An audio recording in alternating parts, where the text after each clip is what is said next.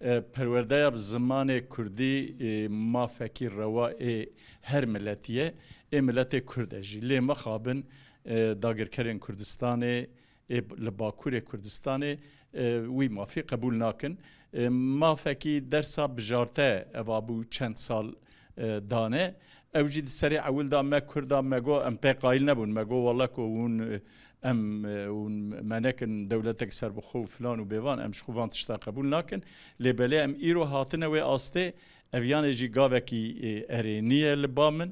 دوی کو ام وک مالباتن کرد ام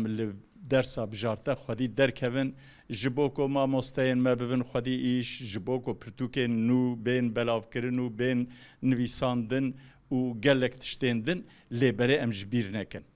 درسا به زمان کردی دوی کو به زمان پرورده ام ویج بیر نکن و دوی واری داجی کمپانیا که دمشه ام بانگ ملت خود کن مالبات اندکن کو جدرسا بجارترا خودی درکوین لی بشداری و کمپانیای جی ببین